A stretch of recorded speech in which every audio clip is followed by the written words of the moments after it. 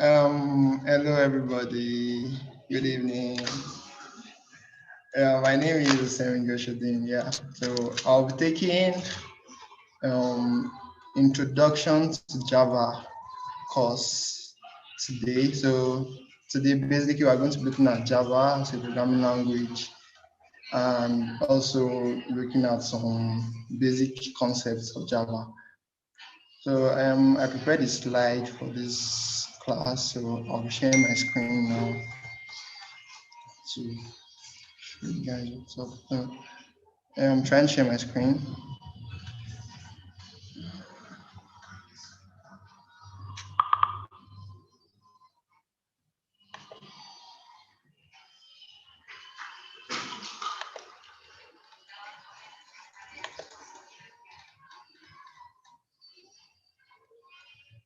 Okay, so I hope you guys can see my screen. Yeah, so I'm currently sharing my screen. So let me try and zoom it. Okay. So what's Java? So Java is a programming language that was created in 1995. Is owned by Oracle and 3 billion. It's used in more than 3 billion devices. So most of the time, most devices come with Java pre-installed, so you don't even have to install it again. So what is Java used for? It's used for creating mobile applications. You can use it for to create web applications, create games, and other stuff. You can even use it for APIs, use it to make database connections, and so much more. So for you to be able to write Java code, yeah, so you have to use an IDE. So an IDE is like a development environment where you kind of write your code and be able to run it. So there are different options. You can use an online-based IDE. I will show you that soon. You can use IntelliJ and you can use your regular text editors. I think they've talked about text editors. You have like VS Code, the Atom, Sublime Text.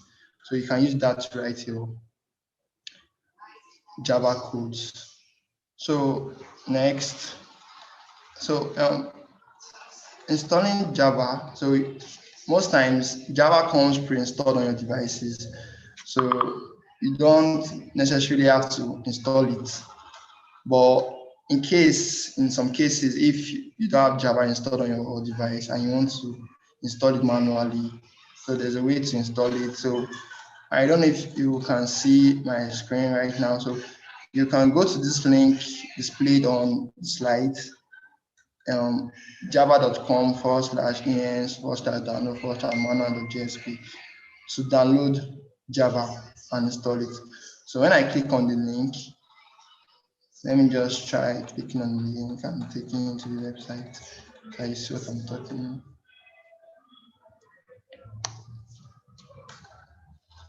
So when I click on the link, you come down here, you see different options. So most likely you want to use this option, Windows Offline 64 bits, to install Java. So if you are running a Mac, you use this option. If you're running on Linux, you use this, and other OS too are available. So Java runs on multiple OS. So you can use it on Windows, use it on Mac, use it on Linux, use it on multiple OS. So definitely. So install on Windows, because I'm using the Windows system. This is what I'll click and it will pop up and I'll just install it. So after installing, all I have to do is just run the exe file and it will install the Java for me. Yeah. So to run Java code, you need IntelliJ IDE to run it offline on your local machine. So to install IntelliJ IDE, this is the link again. Or you can just go to Google and search for IntelliJ IDE. And when you go to this link, I'll show you again. Open the link. So it takes you here. So just like Java, they have support for multiple OS too. You most likely want to install the free version, but if you want to go for extra functionalities, you can go for the ultimate version. Yeah. So you install the free version. I'm using the free version, so yeah, install the free version. When you click on download, let me try it now. Download takes you here, and then you have to just wait a while. Then download window pop up, and you download it. So I've downloaded mine already and installed mine. Setting it up is pretty very easy, so you don't have to do much, and yeah, good to go. So now let's talk about Java syntax now. So when you want to run Java code, you run Java code inside the class. So now I'll show you an example very soon. So inside the class, you run a Java code. So for you to be able to run Java codes, you have to make use of the main method. So these are the main method look like: public static void main, string, square brackets, args, curly brackets. So everything inside this curly bracket is your code. For now, just don't bother about this public static void main, string, args, syntax for now. We'll talk about that later on in another course. So for now, just forget about this. Just focus on what's inside the curly bracket. Yeah. So run to now this system.out.println hello world. What it basically does is it prints out hello world on the console. So a console is sort of like an output where you display and you want to see your code run, like you want to see the output of your code. So that's where it displays. It displays in the console. So Java is case sensitive. So like most programming languages, they are case sensitive. So when you say my Java class, like with the M, capital J, small letters, C, capital, and my Java class with small letters all through, they are two different things. So I'll show you that in a bit. So let me try to start my IntelliJ ID. I'll be with you in a second. If you don't have IntelliJ and you don't have the means to download it, there's also a website you can use. Come in, let me go here. So there's raplit.com. So when you go to this website, you'll be able to sign up.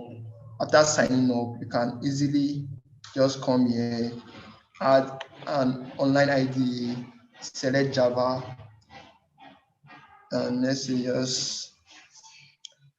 just name it something, introduction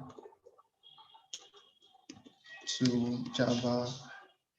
So you just create, okay. So this is the website, raplit.com. So I think I should just use this for this class because it's kind of easier, so I don't have to be switching between two applications. So so when I finish the setup of this RPL, they just gave me this dummy code. So this is like the first code most people get to write when you want to write any programming language, hello world. So basically this system.out.println is like a method that is used to print something out of the console. So this is the console. So this is console environment. So for me to run this code, I'll just click on run, and it will, okay, I think network is actually doing it a bit. So it should print hello world. So this is the printer. So let's say I want to print out something else. My name is Oge. Yeah, Oge, not Oge. Okay. So I'll just come here, click on run again, and yeah, that's it. So this is just how you print on Java. So for the syntax too, most Java codes, not most, all Java codes should end, every line of a statement, this like this statement should end with a semicolon. So if I remove this semicolon, and I click on run, the ID is already giving me that, oh, there's an error, syntax error. So it's called the syntax error because this is not normal. Java does not understand what you're trying to do. It does not understand where you're supposed to end your code. So it's trying to tell you that, oh, this is syntax error. So most IDs, they will like give you an enter, oh, you forgot to insert a semicolon at the end of the statement.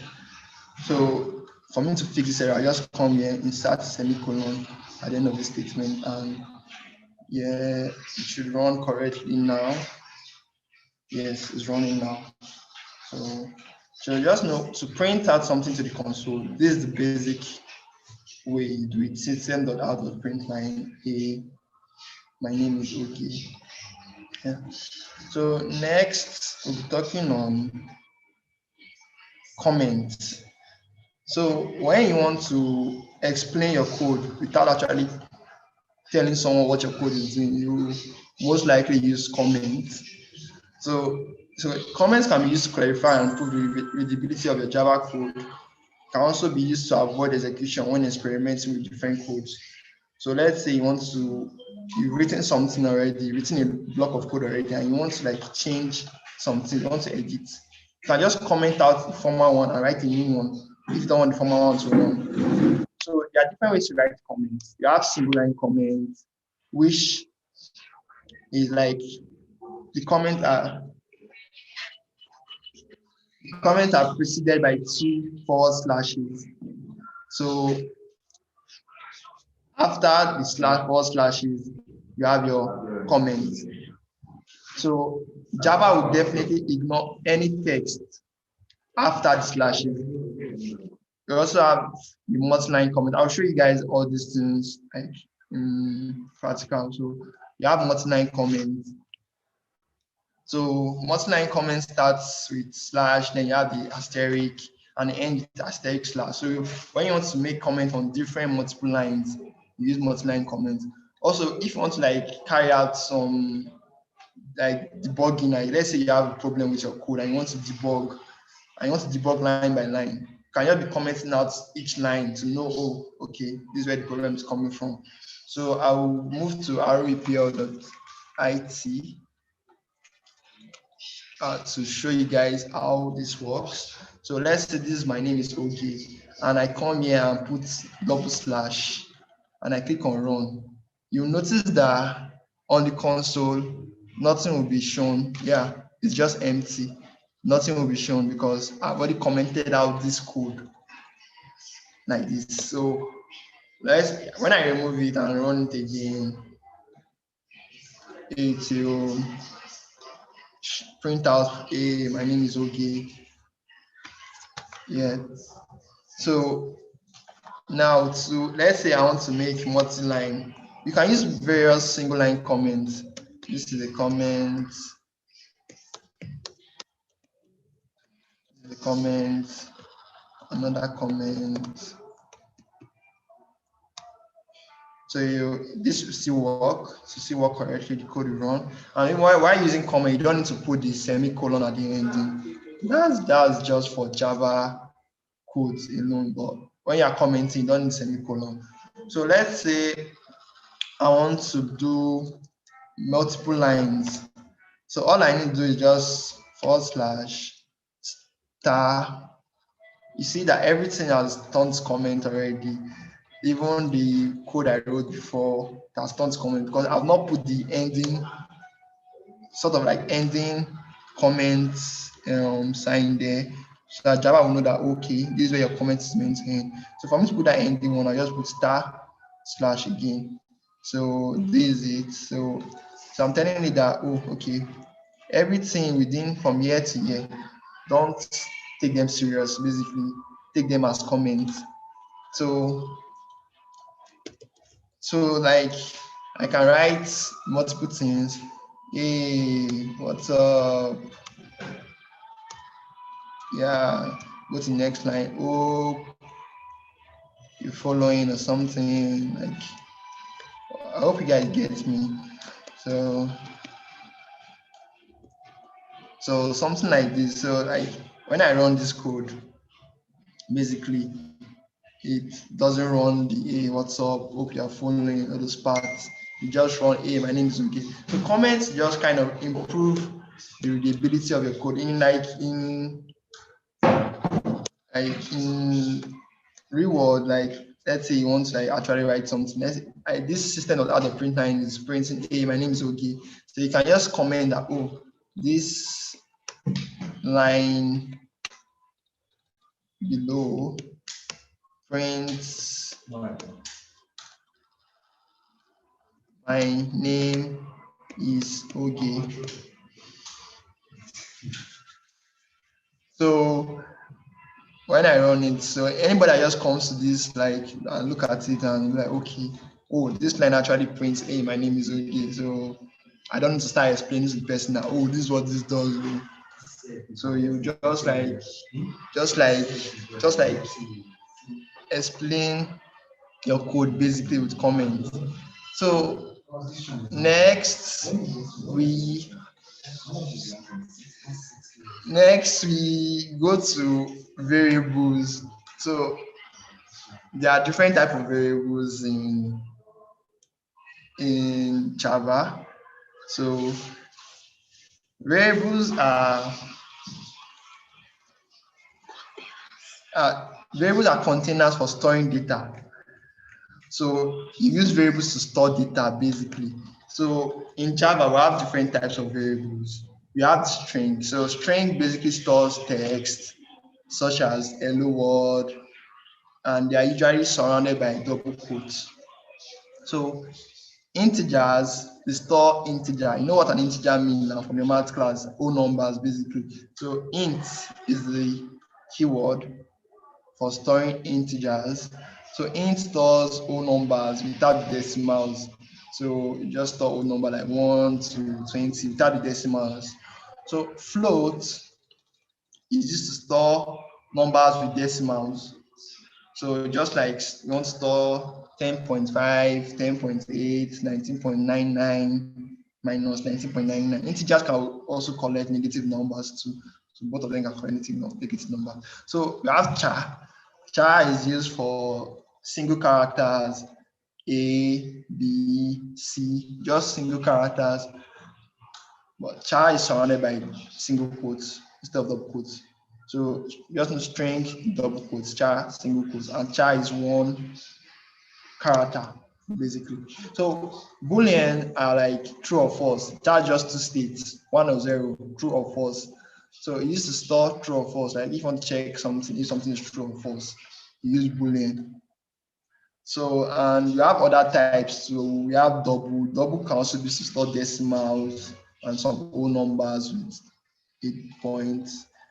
And we have arrays, we have lists. All those are variables. So I will be showing you guys some examples on how to use variables. So using variables, this is the syntax. So first of all, you will define the type of variable you want to declare. So you want to declare a variable, you first define the type. Let's say I want to put this hello, hey, my name is Ogi in a variable. So all I have to do is type, no, this is a string. I told you guys that string it uses this double quotes for the variable definitions. So I will just come here and type string first. So after typing string, the next thing I want to type is the variable name. So in this case, let's say I want to name this variable now introduction. So let's say introduction. So next thing, I want to use the equal to sign to assign a value to that variable. So I want to assign a value to that variable. So I'll just come here, copy this. So I'm using Ctrl+C to copy, come here, paste it. You get to use this variable, all I have to do is just come here. Instead of this, I will just type introduction. So next thing I want to do, I want to run the code. So as you can see, I have an error. Oh, wow. So can you like take a moment and look at the code and just like tell yourself where the error should be coming from? So 10, 9, 8, 7, 6, 5, 4, 3, 2, 1. So like I said before, for Java codes, after every statement, you have to put a semicolon. I'm just trying to like see if you guys have been following me and everything. So I forgot to put that semicolon here. So yeah, I have to put a semicolon here back here. So when I try to run this, yes, I'm running. Yeah, so you see that it takes this value here and prints it out to the console. So yeah, so do you understand? Yeah. So let's say for instance, I want to do the same thing, but I put int here. You know, I told you earlier that int takes only numbers, whole numbers, not any number, not decimals, whole numbers. And I try to pass in a string as a value. Java will definitely reject this. So let me just show you what's up with the code. So let me try to run the code. You see, you can see incompatible types. String cannot be converted to int. So this, you're telling it that, oh, I need an integer to run, and you're passing a string. But let's say I pass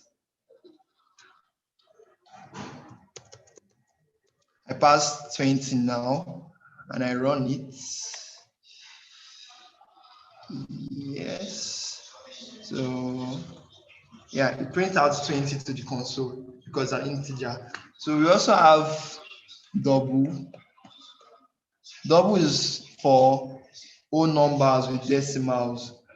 If I want to print whole numbers with decimal like 20.5, 20.6, I just use double. By the time I run it, print out 20.6 on the console. Yeah, so you can also, let's say I just put int here. Int is also taking numbers, but not integers, but whole numbers. And I pass an integer. I pass a decimal number. It will return an error. So we also have the boolean. So boolean. Now I told you earlier, boolean takes true or false. So I just say true to print true to the console. Yeah, so as you can see, very printing true to the console. So we have multiple variable types. We have lists too. We have arrays. We also have custom variable types that people have created, array lists and stuff like that. So later on in this course and everything, we take it through all those stuff one by one to take it deeper into the variable types. So next on my slide is data types. So like I said earlier, a variable must like state the data type before you be able to declare the variable. So these data types now, there are two types basically. We have the primitive data type and we have the non-primitive data types. So primitive data types are more like data types that specifies the size and type of variables value, and it has no additional methods. So now, primitive data type, you have byte, short, int, long, float, double, boolean, char. So these are like sort of data type that came with Java itself, not like custom data types. So for primitive data types, you have it. So byte, short, int, long, float, double, boolean, and char. So for byte, For bytes now, bytes is used to store like very like small amount of numbers. Yeah, so for instance, let's say I declare this as a byte. I can store 2000 here. It won't work. It won't work. Yeah, it won't work. It will return an error. So let's say byte takes from minus 1282 to 127. So let's say I stop 126 here. So it returns 126. But if I put 128 here, it will return an error.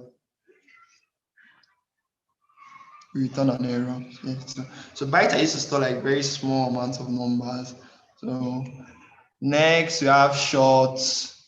Shorts also to stores limited amount of numbers too.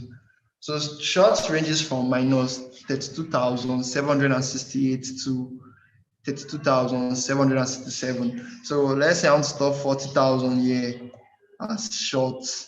This will definitely return an error. As you can see, run, yeah, error. Well, let's say I say 30,000, run. Yeah, it should run fine. Yep, runs fine.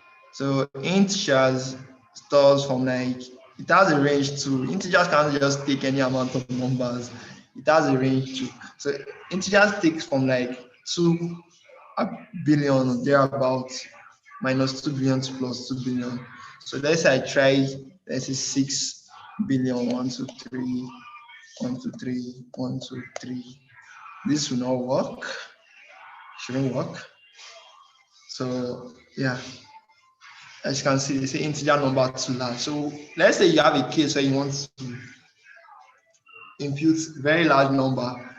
So there's another data type that takes a very large number, and that's called a long. So if I change this int here to long, you see that it runs, and yeah, it runs. Oh, integer number 2. This should be long, not an integer. So it should run. Okay. To define long, you need to put an L at the ending.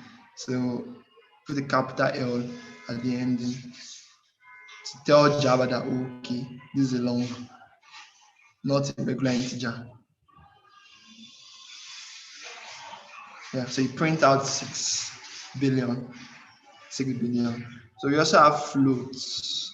Float takes decimals, just like doubles, but to define floats, you just use 80, let's say 80.0.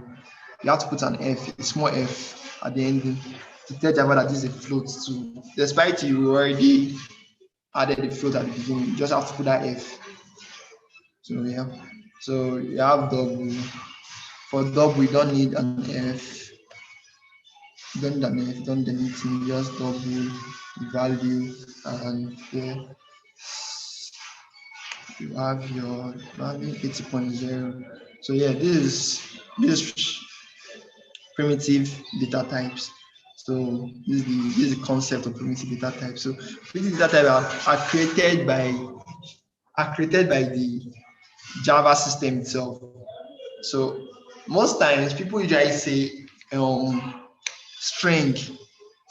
String is like the 9th primitive data type, because people use string a lot. Like most time when you write your first code, you're most likely going to use a string to write your first code. So they call string sometimes the 9th primitive data type. So when I print this string, it runs everything. Yes. So next, okay. So these non-primitive data types, they are called reference types because they refer to objects. So objects are like data types are created by users, like people themselves, like custom data types. So they make use of that primitive ones to create the non-primitive ones. You get. So there are like some differences between them. So primitive data types are predefined, already defined in Java, while non-primitive data types are created by the programmer or is not even defined in Java, except for strings. So that's why sometimes you can classify string as a primitive data type, but yes. So non-primitive data type can be used to call methods. So later on, you will not understand what is method. Just keep that back of your head. That non-primitive data types can be used to call methods to perform certain operations, like why primitive data types cannot. So a primitive data type always has a value, why non-primitive data type can be null. So primitive data types cannot be null. So you must always have a value. So you must always define with a value. Why non-primitive can be null. So primitive starts with lowercase, non-primitive starts with uppercase. Like you've seen the string starts with capital S, the array starts capital A, classes capital C. Why non-primitive ints start with small I, double small d. If you be following, you notice that it starts with small letters. So in primitive data type, the size depends on the data type. So now I showed you guys short, chars, long, int. So all those data types, they have different sizes. So depending on what you want to do, you know how bulky your work is or how bulky the data you want to store is. So you just go with the one you want to use. But non-primitive types, they all have the same size.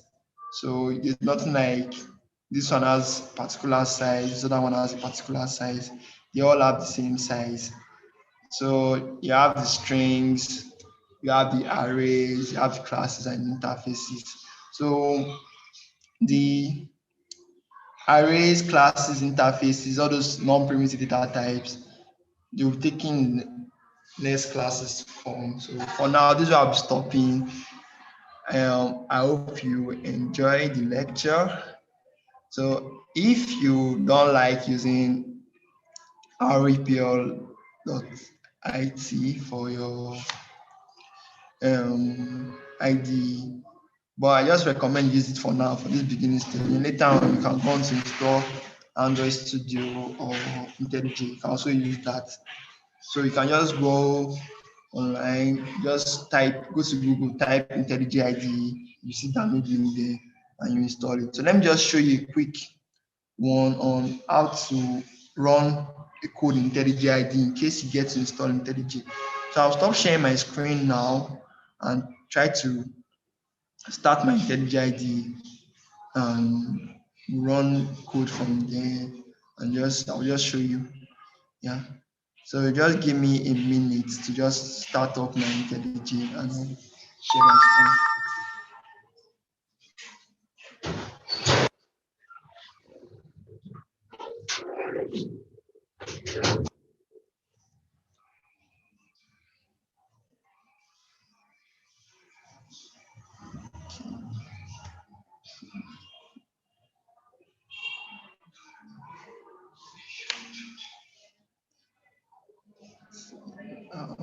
IntelliJ.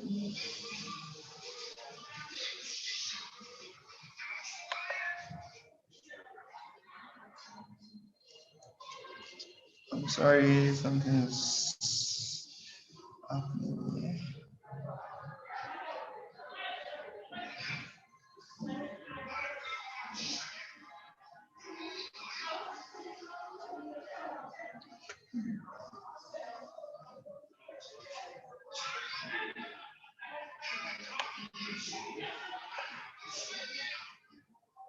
Okay, so I'll share it again. Okay. So yeah, sorry for that break. So yeah, so this is IntelliJ ID. So now for me to like run the code, I'll just come here, file, after installing it. So installation is very simple. So when you just install Java, download IntelliJ, install it, very easy. So you just come to new, come to project. You can ignore this for now. Click on next. Click on next again. Then just name it. Let's say introduction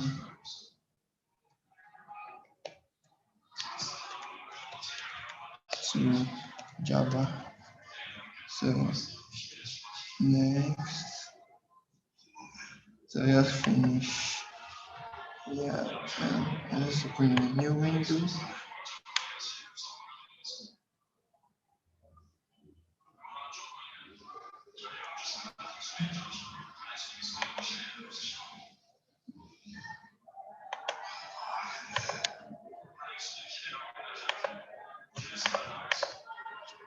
Yes, so this is it. So you can just come to SRC, create a new Java class, and call it main.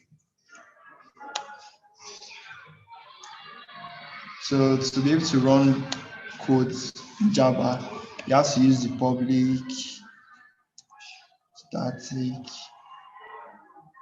void main method. I told you about the main method. Just don't bother about this syntax for now. You understand what's going on very soon. String X.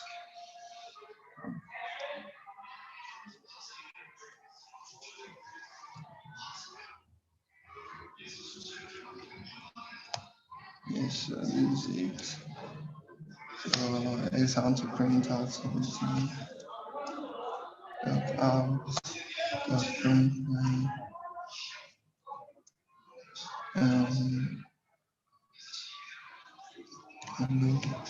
so to run this code, I just come here, click on this, run, then it should show up in my console. So it's running, yeah. So this is my console now for Java. So I ran the code already.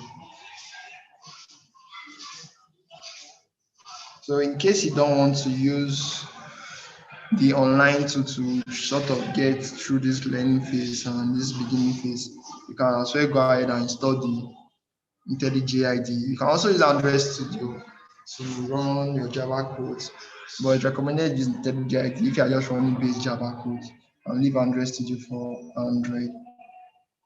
Yes. So, and this is all. Yeah. Okay.